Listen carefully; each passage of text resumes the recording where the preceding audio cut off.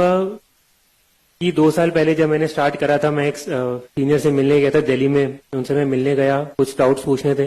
Prelims का 1 महीना बचा होगा उनका, वो मेरे से बात करने आए। उन्होंने मुझसे पूछा कि बताओ क्या बात करनी है। तो मैं ऐसे जनरल गाइडेंस लेने लग गया कि सर कैसे स्टार्ट करते हैं, ये क्या करते हैं। तो उन्होंने मुझे बहुत सिंपल बात बोली कि तुमने कभी किसी का ब्लॉग पढ़ा? इतने सारे टॉपर्स ने ऑनलाइन लिख रखा है, या इतने सारे लोगों ने ऑलरेडी इतनी बातें बोल रखी हैं, वो तुमने पढ़ी हैं? मैंने बोला नहीं सर। तो उन्होंने बोला कि नहीं, पहले जाओ वो पढ़ कर आओ, उसके बाद में जो डाउट्स हैं वो तुम मुझसे आगे पूछोगे तो तुम डाउट्स भी अच्छे पूछोगे और मैं जवाब भी अच्छे दे पाऊंगा। तुम्हारा भी टाइम बचेगा, मेरा भी टाइम बचेगा। तो उस वक्त मेरे को वो बात थोड़ी अखरी कि यार इन्होंने तो मेरे को कुछ बिना बताए यहाँ से भेज दिया। मैं जिस इंटेंशन से गया था, जो मेरा मोटिव था कि यार कुछ तो पता चलेगा, वो उन्होंने बताया नहीं। तो उन टीचर की, उन सर की, सीनियर की बात मेरे को आज वो पता चलती है। और वो बात मैं बोलूंगा कि सबसे पहली वो टिप थी मेरी यूपीएससी को रिलेटेड। और वो टिप आज मुझे पता चलता है कितनी ज्यादा इंपॉर्टेंट टिप है कि आप सबको भी वो चीज करनी पड़ेगी, आप सबको भी वो काम करना पड़ेगा। मैं यहाँ पे आके 10 बातें बोल सकता हूँ, मैं यहाँ पे आके 50 बातें बोल सकता हूँ, बट एज लॉन्ग एज आप वो चीजें नहीं समझते हैं, आप खुद से उसके ऊपर विचार नहीं करते हैं, वो सब आपके कान पे पड़ेंगी, निकल जाएंगी।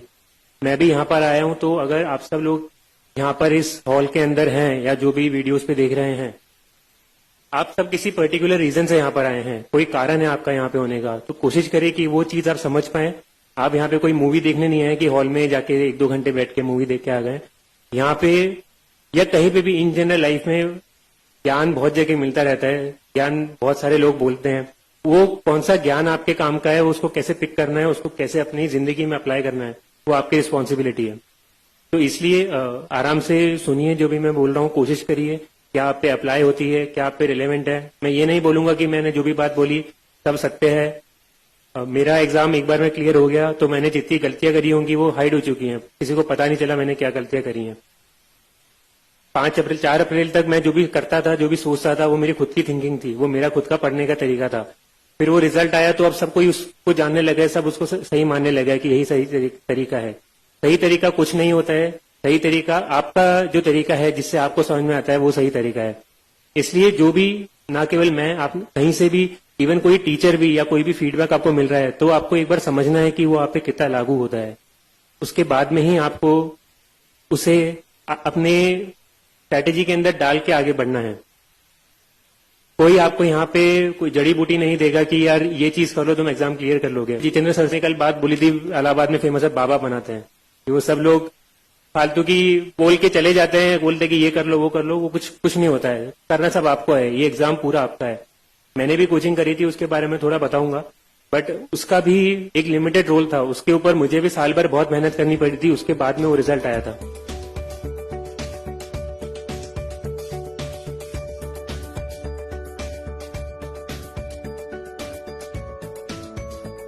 सबसे पहले मैं एक बता देता हूं कि थोड़ा मेरी लाइफ के बारे में बता देता हूं। मैंने 2010 में आईआईटी का एग्जाम दिया था। स्कूलिंग मेरी कोटा में हुई थी एंड बचपन से मुझे साइंस बैकग्राउंड में ज्यादा इंटरेस्ट था। सोशल साइंस, अपनी सिविक्स, ज्योग्राफी, हिस्ट्री, इन सब में बिल्कुल भी इंटरेस्ट नहीं आता था। मेरी कोशिश थी कि भाई 10वीं क्लास तक, बोर्ड तक एक बार पढ़ के इनको हटा दूं, फिर 11th के बाद में तो आएगा भी नहीं। बिल्कुल इंटरेस्ट नहीं था, मैं एकदम दूर भागता था उनसे, एकदम रट्टा मार मार के उनको मैंने निकाला था, क्योंकि मेरा पूरा मैथ्स वगैरह में इंटरेस्ट था। फिर कोटा में वैसा एनवायरमेंट भी होता है, तो मैंने आईआईटी का एग्जाम दिया, वो एग्जाम भी क्लियर हो गया। फिर मैं आईआईटी बॉम्बे गया वहां ग्रेजुएशन करने। तब मेरे फादर ने मुझे बचपन से भी बोला था, और फादर मेरे सिविल सर्विसेज में ही है। पहले वो आरएएस थे, राजस्थान एडमिनिस्ट्रेटिव सर्विस में, अभी उनका प्रमोशन हो चुका है, वो आईएएस में है। उन्होंने मुझे बोला था, उनकी खुद की इच्छा भी थी कि वो आरएएस में, तो चाहते थे मुझे एज ए आईएएस देखना। बट मैं क्योंकि उस एनवायरनमेंट में रहा था, बचपन से मैंने सारी चीजें देखी थी, तो कभी मुझे उसका अट्रैक्शन नहीं आया कि यार ये लाल बत्ती की गाड़ी क्या होती है, या ये सोशल स्टेटस क्या होता है, यार ये रिस्पेक्ट क्या होती है। वो सामने दिखता रहता था। मेरे लिए वो घर की मुर्गी दाल बराबर जैसी चीज थी, मुझे कभी इंटरेस्ट नहीं था। नहीं प्लीज आप ताली मत बजाइए, आप सुनिए जो मैं बोल रहा हूँ। ताली आप एंड में जितनी बजानी है बजा लीजिएगा। तो मेरा था कि ये चीज तो मैंने देख रखी है लाइफ में, मुझे कुछ और ट्राई करना है, मुझे खुद की जिंदगी बनानी है, मुझे खुद के पैरों पे खड़े होकर कुछ करना है। और मेरा था कि मुझे कभी तो इंडिया के बाहर जाके भी एक बार रहना है या काम करना है। उसी इंटेंशन से मैंने कॉलेज में पढ़ाई भी करी, अच्छे से पूरा ग्रेजुएशन वगैरह करा, और 2014 में जब मेरा फाइनल ईयर था, ग्रेजुएशन हुआ, तब मुझे सैमसंग साउथ कोरिया में जॉब ऑफर मिला था प्लेसमेंट्स में कॉलेज के अंदर। तो तब मुझे बहुत खुशी हुई कि यार बचपन से मेरी ये इच्छा थी, दिली इच्छा थी कि मुझे एक बार बाहर जाना है और वो अपॉर्चुनिटी मेरे सामने है। फिर मेरे फादर ने तब एक बार फिर से बोला कि तुम अभी ग्रेजुएशन कर चुके हो, तुम एलिजिबल हो चुके हो यूपीएससी लिखने के लिए, एक बार कोशिश करो। क्योंकि उन्हें पता था कि मेरे अंदर कितना पोटेंशियल है। मुझे खुद को लगता था कि यार ठीक है, एप्टीट्यूड वगैरह ठीक है, जनरल साइंस मेरे बस की बात नहीं है। मैं कभी न्यूज़पेपर भी नहीं पढ़ता था कि ये मुझसे कभी नहीं हो सकता। तो मैंने उनको मना करा कि नहीं है। उन्होंने फिर एकदम मेरे से बिना पूछे मेरा फॉर्म भर दिया। 24 अगस्त को एग्जाम था, 23 अगस्त की रात को उन्होंने बताया कि ये लो तुम्हारा एडमिट कार्ड, कल सुबह जाके एग्जाम लिख कर आना। मैंने बोला अगले हफ्ते 10-15 दिन के बाद में मेरी फ्लाइट थी। मैंने बोला कि नहीं, मैं तो जा रहा हूँ, जॉब है। बोला कि ठीक है चले जाओ जॉब पे, मैं फोर्स नहीं कर रहा, बस मेरा मन रखने के लिए एक बार ये एग्जाम जाके दे दो। और नहीं, वो तो होना तो वैसे भी नहीं है क्योंकि तुमने तैयारी करी नहीं है, पर पता तो चल जाएगा, क्या पता तुम्हारा कभी बाद में मन बन जाए। मैंने बोला कि नहीं, पहले तो मना करा, फिर उन्होंने दीदी से थोड़ी मिली भगत कर ली थी, उसका भी फॉर्म भर दिया। बोला देखो इसको भी भेज रहा हूँ, ये भी जारी है, तो तुम भी चले जाओ। तो मैंने बोला कि अब ठीक है, घर पे बैठा हूँ, क्या कर रहा हूँ, संडे है, चले जाऊंगा, कोई बात नहीं। अब मैं वहां पर गया, मैंने पेपर खोल के देखा और मुझे कुछ नहीं आया उसके अंदर। पूरा जो पेपर 1 होता है जीएस का, तो होता यह था कि उसके पहले हमेशा GS 1 और GS 2 जो 2 पेपर होते हैं प्रीलिम्स के, उसके अंदर GS और CSAT वाला दोनों के नंबर जुड़ते थे और कट ऑफ इंजीनियर्स को फायदा होता था कि वो सेकंड पेपर में ज्यादा मार्क्स लेके GS थोड़ा बैलेंस करके 50-60 नंबर लाके वो भी क्वालिफाई कर लेते थे। तो मेरे फादर को भी ये वाली चीज पता थी, उनको ये नहीं पता था कि वो पैटर्न चेंज हो चुका, उसी साल से चेंज हुआ था। तो उन्होंने मेरे को भेज दिया कि अरे तुम्हारा हो जाएगा, तो इसके अंदर जितना मैक्सिमम ला सकते हो लाओ, उसके अंदर काम निकाल लेना। अब गया, अब उसके अंदर तो CSAT वाला तो वैसे ही क्वालिफाइंग हो चुका है, कुछ काम का है भी नहीं, और GS वाला था, उसके अंदर मेरा डब्बा गोल। मैं पेपर खोल के बैठा, मुझे कुछ आता नहीं है। मैंने सोचा कि चलो कुछ एलिमिनेशन करके आ जाएंगे। पहली बार मैंने उसके 5 साल पहले IIT का एग्जाम दिया था, वहां पे तो एलिमिनेशन तो फिर भी हो सकता था कि चलो नहीं आया तो कुछ उल्टा तिगड़म बिठा के सवाल कर सकते हैं मैथ्स के, फिजिक्स के। यहाँ पे तो कुछ तिगड़म ही नहीं बैठती है, हमेशा 2 ऑप्शन तो फंसते ही फंसते हैं। B और C एलिमिनेट कर दी तो A और D में तो तुक्का मारना ही पड़ेगा, बिना कॉन्फिडेंट मैं कर ही नहीं सकता हूँ। और ये आप सबको पता है, फिल्म्स के अंदर 70-75% क्वेश्चन ऐसे ही होते हैं कि बहुत ही कम स्टूडेंट्स कॉन्फिडेंटली कर पाते हैं, उन्हें कहीं ना कहीं तो गेस करना पड़ता है। तब तो मेरा कोई बेस भी नहीं था, कुछ कंसेप्ट भी नहीं थे, और न्यूज़पेपर मैंने पढ़ा हुआ नहीं था। तो मैं जाकर एग्जाम में 15 मिनट मैंने करा, कुछ नहीं हुआ। फिर मैं उठ के टीचर को बोलने लगा कि ma'am I want to go, मेरे ये हो गया मेरा पेपर। उन्होंने बोला कि नहीं, यू हैव टू सिट, आपको बैठना पड़ेगा पूरा 2 घंटा। अब मैंने सोचा क्या करूं, मैं जाके वहां पे हेड डाउन करके सो गया, क्योंकि एग्जाम तो मेरे को कुछ आता नहीं था। फिर मैं घंटे 1.25 घंटे के बाद में उठा, देखा कि बाकी बच्चे कुछ कर रहे थे। मैंने बोला कि चलो अपन भी थोड़ा कर लेते हैं, थोड़ा अपन तुक्केबाजी तो भिड़ा लेते हैं कि क्या होगा, ज्यादा से ज्यादा नेगेटिव आएंगे, पर एग्जाम तो अपन को क्लियर करना नहीं है। तो मैंने कुछ तुक्केबाजी करी और पेपर में देकर आ गया, घर पे आराम करा। पापा को बोल दिया कि जो होगा मुझे तो मतलब का भी नहीं है, बताना भी मत कि कितने मार्क्स से क्या रिजल्ट था। फिर उसके कुछ 7-8 में तो आराम से जॉब करने चले गया। 7-8 महीने बाद उनका फोन आया कि ऐसे ऐसे हुआ है, तुम्हारा होना तो था नहीं, तो हुआ भी नहीं, और इतने मार्क्स तुम्हारे CSAT में कुछ बहुत अच्छे नंबर आए हैं, क्योंकि वो मेरा स्ट्रांग था, और GS में होंगे सिंगल डिजिट या कुछ 10-15-20 नंबर से ऊपर नंबर नहीं होंगे मैं 200 के अंदर से। तो देख के पता चल गया कि अपने बस की बात नहीं है UPSC, खासकर GS, क्योंकि मेरा कभी स्ट्रांग था ही नहीं। फिर मैंने बाहर, जो मेरा इंटेंशन था कि बाहर नौकरी करी, कभी बीच में UPSC के लिए सोचा भी नहीं, क्योंकि मेरा था कि अभी नौकरी मिली, इसमें अच्छे से करना है, मुझे ध्यान भी अपना कहीं और बांटना नहीं है। तो मैंने अपना सारा जॉब करी 1.5 साल। फिर कुछ चीजें ऐसी हुई, वहां पे काम पसंद नहीं आया। फिर मैंने सोचा कि इंडिया मूव करके काम करते हैं, और बाहर रहना भी मेरे को इतना पसंद नहीं आया, इंडिया की जो लाइफ मेरे को बेटर लगती थी। तो फिर मैं शिफ्ट करके बैंगलोर आ गया। बैंगलोर के अंदर मैंने जॉब करी, और जॉब करते वक्त बैंगलोर में कुछ 7-8 महीने जब निकले होंगे, दिवाली का टाइम था 2016 का, मैं 2016 मार्च में इंडिया आ गया था।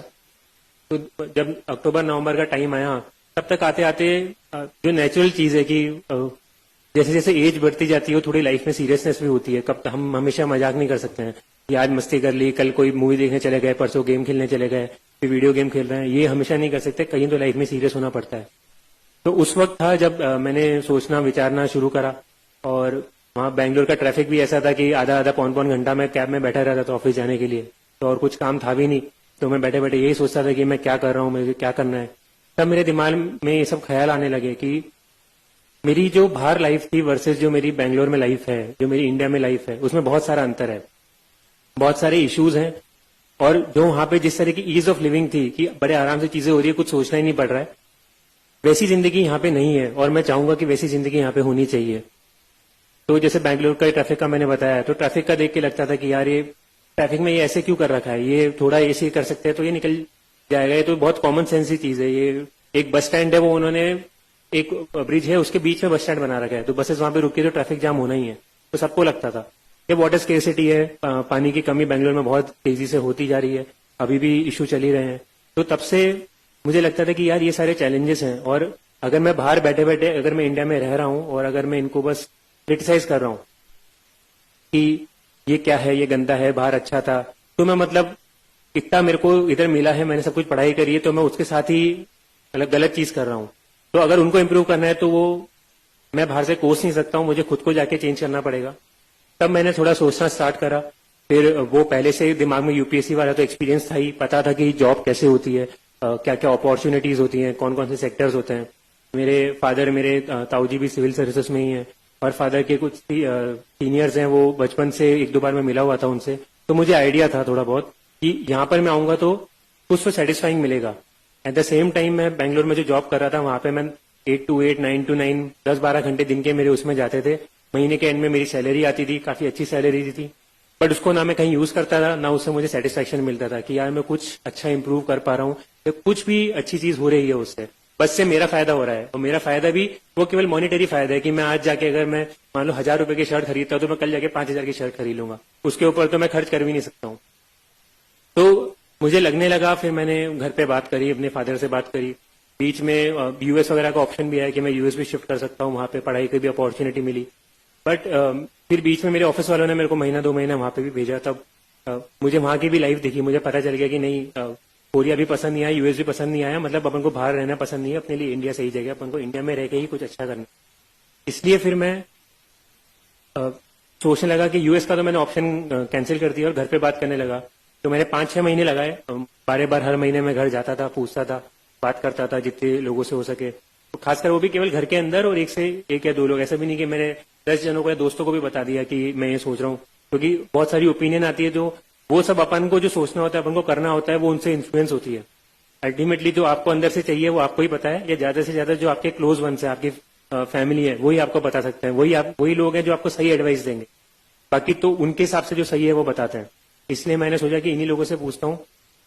फिर सोच समझ के मैंने डिसाइड करा, बताया कि सब जगह पॉजिटिव नेगेटिव होता है, कि तुम सिविल सर्विसेज में भी आओगे तो ऐसा नहीं है सब कुछ अच्छा होगा, इश्यूज होंगे, लोगों को ट्रांसफर का बहुत टेंशन रहता है, कहाँ ट्रांसफर कर देंगे, या लोगों को पॉलिटिकल इंटरफेरेंस का डर रहता है, बहुत सारी चीजें होती हैं।